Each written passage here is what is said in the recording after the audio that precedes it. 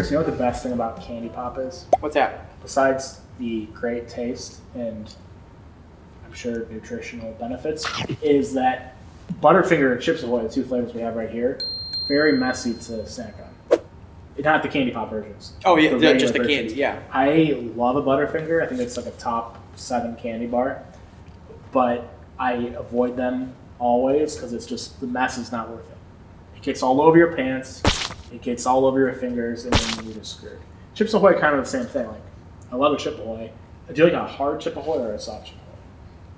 Well, I mean, I'm old school. Like when there used to be only one variety of Chips Ahoy was the regular hard Chips Ahoy. Well, you grew up when there were 3 channels too. That's true. That's true. But I appreciate the regular, the chunky, and the soft. But the regular is the best. But you take a bite of it and it gets all over again pants. And then you already have Butterfinger. Yeah, a little bit crumbly. Yeah, for sure. You're just covered in crumbs. Yeah. Candy Pop avoids that by having it bite size. Yeah. Check them out, Candy Pop. Yeah. URL handles, whatever. Candy Pop goes great with shit transition with our movie today. My Cousin Vinny. It's his first case. Now, didn't I tell you dress appropriately? You were serious about that? The way you handled that charge, oh, you're a smooth talker, you are. It's their last chance. The 2 Utes. Did you say utes? Yeah, 2 Utes. What is a ute? But with Vinny's style, I wore this ridiculous thing for you. they're dead meat. May I have permission to treat Ms. Vito as a hostile witness? You think I'm hostile? Now wait till you see me tonight. Joe Pesci is My Cousin Vinny. 1992. 1992. Great movie, critically acclaimed. The first time I ever got acquainted mentally with this movie, like knew about it, my first understanding of this movie was the Seinfeld episode where George has the possibility of getting set up with Marissa Tomei. Could have fixed me up with Marissa Tomei. She said I was just her type. Do you know the odds of me being anyone's type? So then he just like rewatches My Cousin Vinny in his apartment and he makes out the pillow pretending it's Marissa Tomei. Because I watched Seinfeld pretty young. In like the last season, I vaguely have vague memories of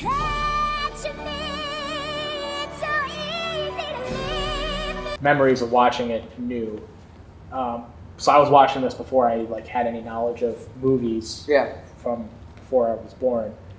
And I didn't know who Marissa Tomei was either. And it was like my first, and still when I hear the name My Cousin Vinny, I think of George Costanza in Seinfeld. That's fair. Yeah, that's fair. For me, it's watching this movie when it came out. I mean, probably for most people. But it's really good too. I'm not diminishing it to a Seinfeld episode. Like it's a really good movie. Yeah, it is a very good movie. It's a little bit of a different thing for Joe Pesci. As we talk about with a lot of movies where there are other people that are going to get cast in these roles, Joe Pesci was not the original character for this. I mean, now, take this with a grain of salt because this could have been a movie with Andrew Dice Clay in that role. But unfortunately, this movie was kind of written with him in mind. And he was set to be the character. That makes sense. And then he had some sort of controversy that happened right as they were about to start filming, and they canned him. And they were like, okay, we got to get somebody else. Take this next part with a grain of salt because I think this guy's a fucking liar. But Jim Belushi says he turned down the role. The reason why I think that's a lie is because he was starring in an MC Hammer Too Legit to Quit video. In a major shock to Western culture as we know it, Hammer has quit. Yeah. In the same year, in 1992. Like, no way. What was he doing that he was like, well, I'm sorry, I've got too much going on. I'm doing too many good movies for me to do My Cousin Vinny. He was trying to find a WGN camera at Wrigley Field to put his face in front of. Yes, exactly. Sweet home, Chicago. So I say take that with a grain of salt. He said it on a podcast. He was like, oh, I turned it down. I don't even think it was even offered. He probably like got an audition or something and then stretched the truth. Yeah. But it ended up being Joe Pesci, which was perfect. Yeah, it was perfect in part. You mentioned that it's not a regular role for him. Yeah. Isn't that kind of why it's funny though? Is because Funny how? I mean, what's funny about it? you look at him and you think of Goodfellas. Yeah.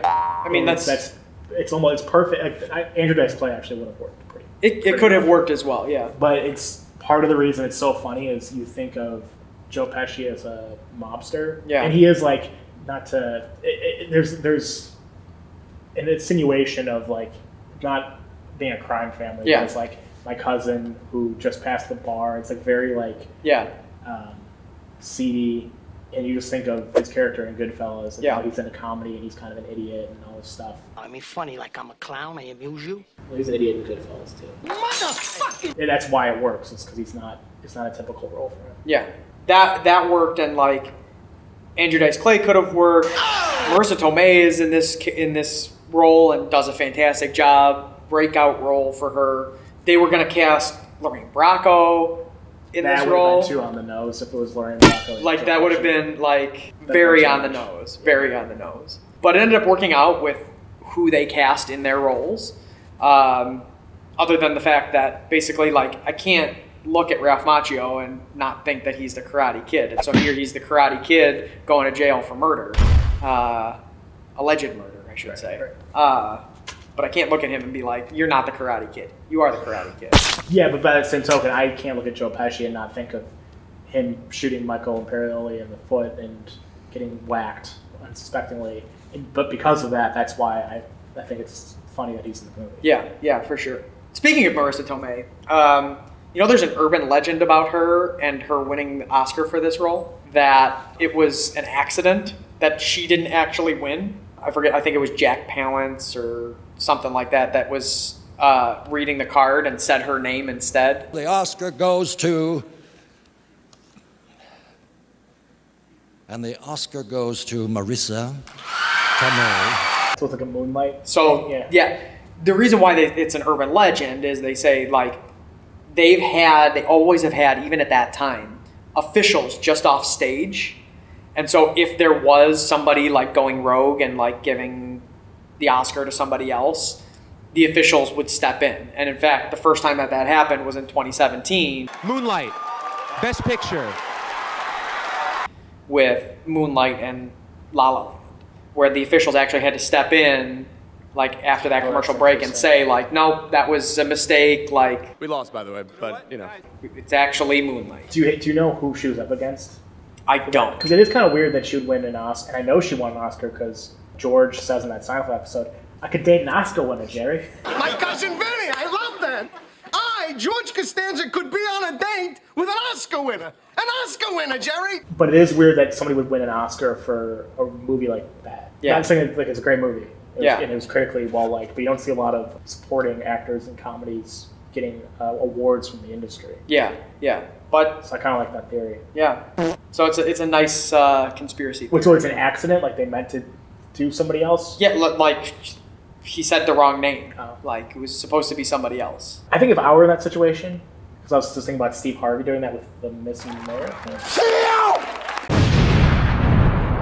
Yes, yeah. He said the wrong person. Yeah. And then, I don't remember how he rectified it, but I think that's so embarrassing that I would just, like, fold the card and put it away or something. You would homer into the I would just like, bushes? pretend that let's not acknowledge it, and then maybe we'll talk about it afterward or something. Yeah.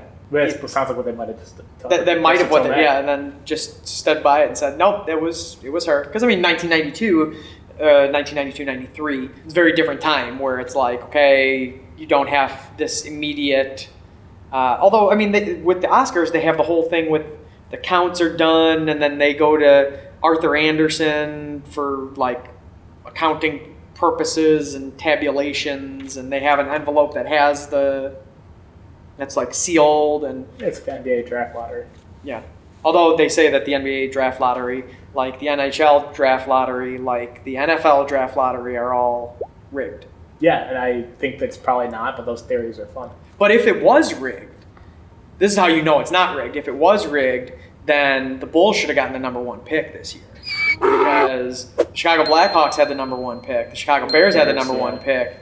And actually, I think part of the support for why it might be rigged is the Spurs needed to, like, rebound, and they've had a ton of success not only with foreign players, but they were one of the first franchises to like really value foreign talent. Mm-hmm. So Victor Wembanyama going to the Spurs makes perfect sense. Greg Popovich is at the end of his career. They've had the number 1 pick now 3 times. The other 2 are Hall of Famers. Yeah. There's a lot. It's you can make an argument. Yeah, you could. I think it's not because, I mean, you know, I know it's my bias here, but basically every sport is better if Chicago is good. Are you sure about that? When the NHL is at its best, like the Blackhawks were good.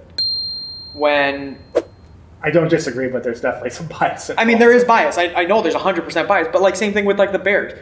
It's more enjoyable. Like you find more competition. It's the same thing like when the Bears have been absolutely awful, right? Who really gives a shit about the Packers and the Vikings playing each other for the division?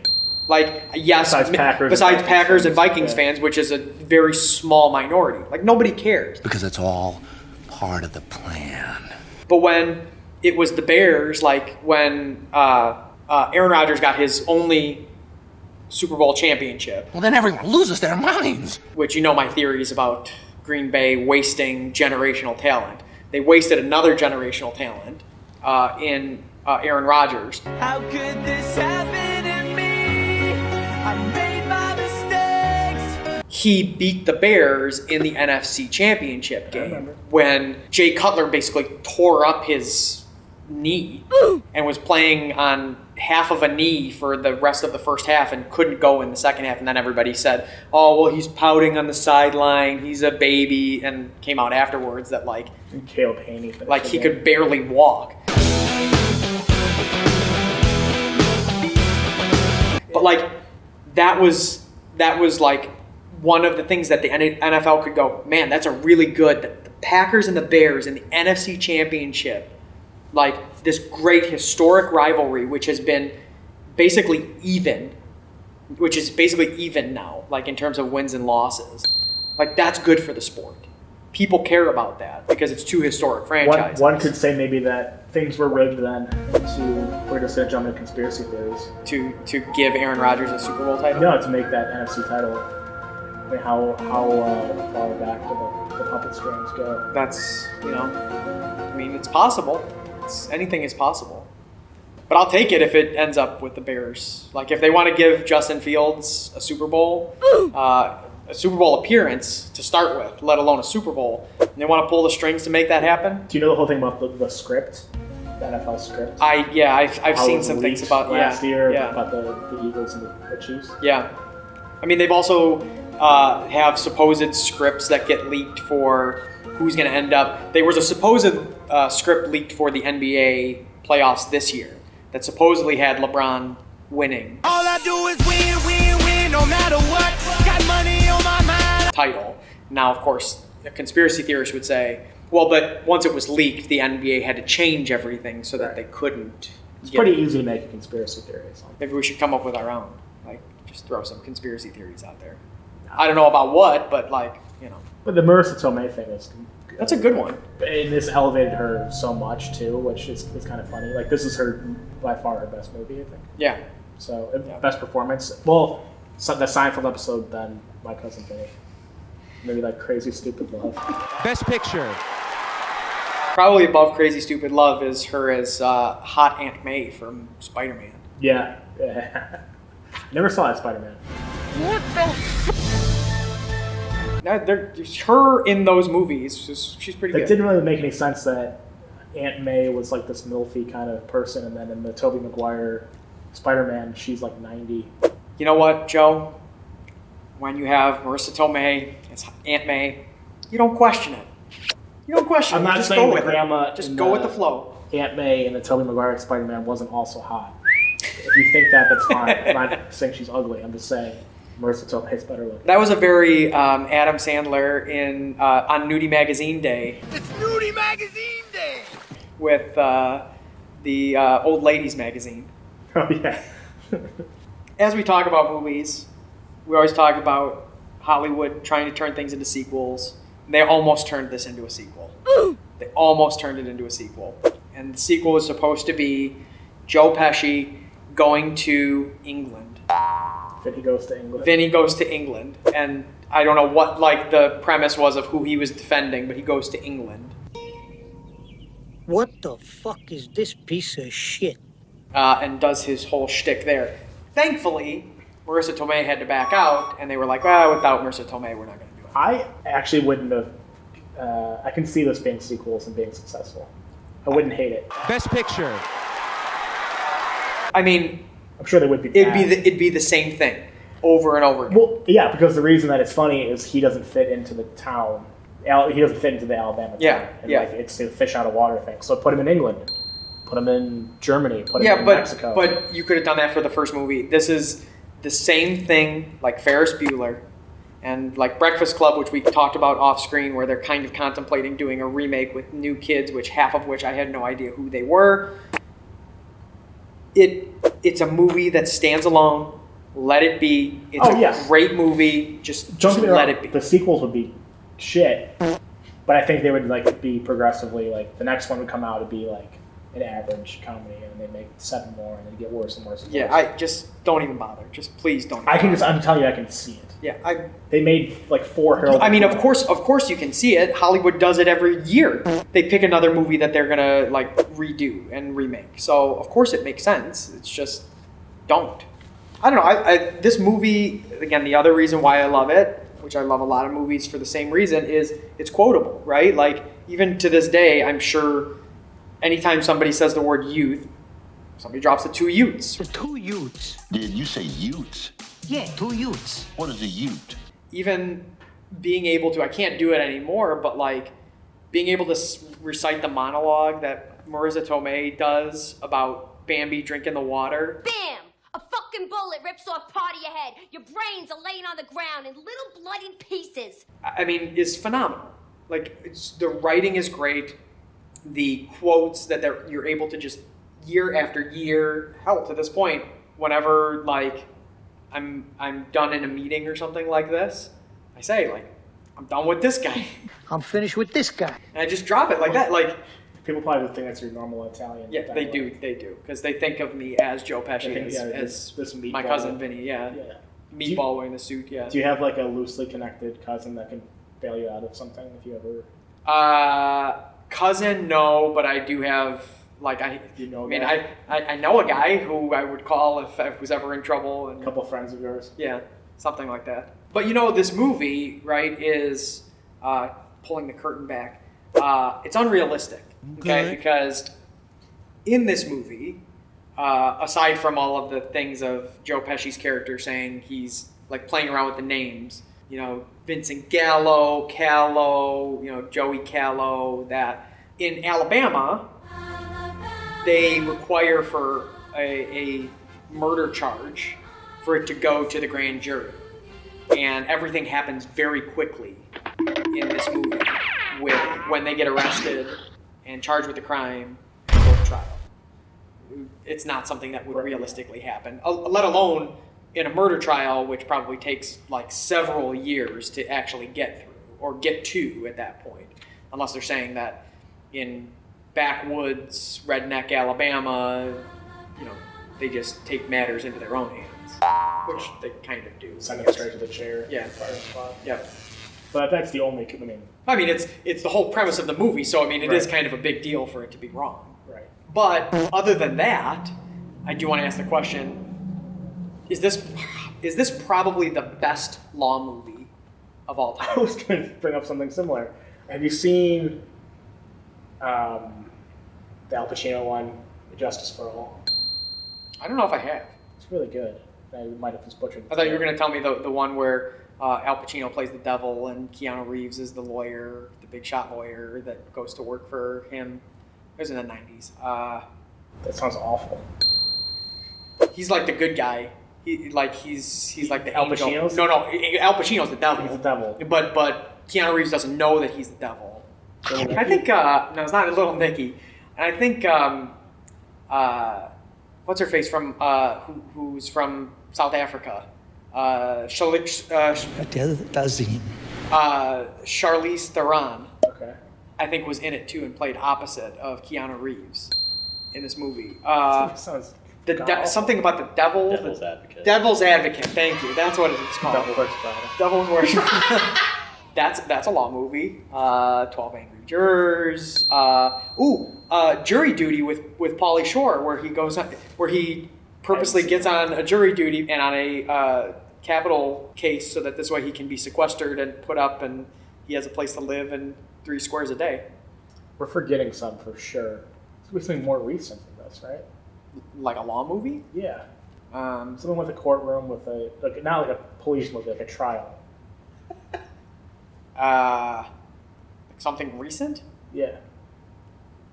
I don't keep up too much with. Well, we've named like 2.5 movies, so yeah, that's true. If we're gonna go by the To Kill a Mockingbird. Sure, okay. I mean, like you could go classic in terms of like courtroom movies. Yeah. I mean, I think for sure this is the best comedy law movie. Yeah. So by law movie, you're saying something that's about a trial. Yeah, like a trial. I think it would have to be about a trial and like procedure. Would you fit like JFK into this? Because he's like a big. I mean, you probably would. Yeah. I actually don't like JFK. The president or the movie? The president, I have been different. The movie. How could this happen to me? You're okay with the president. The movie, you're not okay with. Yeah, the movie I think it's overrated, too long, a bit much. But if we're going off of the 2.5 movies we named, yeah, it's hard. People aren't usually empathetic toward lawyers. He's a lawyer too?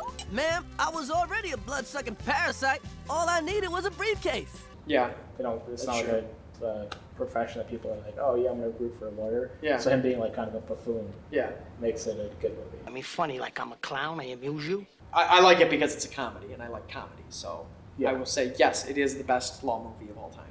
I think that's fair. We'll put like a ranking up. Yeah. Here. I'm sure we can get something.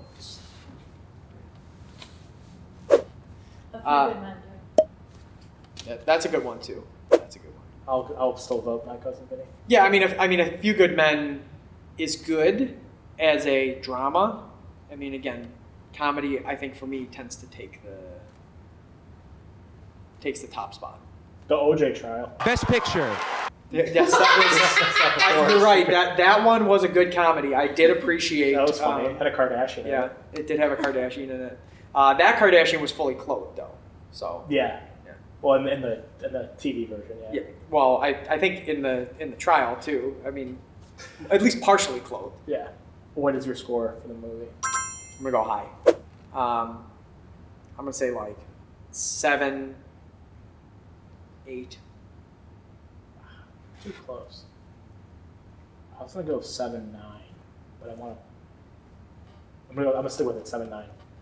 7.6. A little lower than I would have anticipated, good, but yeah, but still good. Still the best. Well, you could probably look up my IMDb score all the law movies. That's true. We probably could. Or they could just appear magically on the screen right here. Yeah.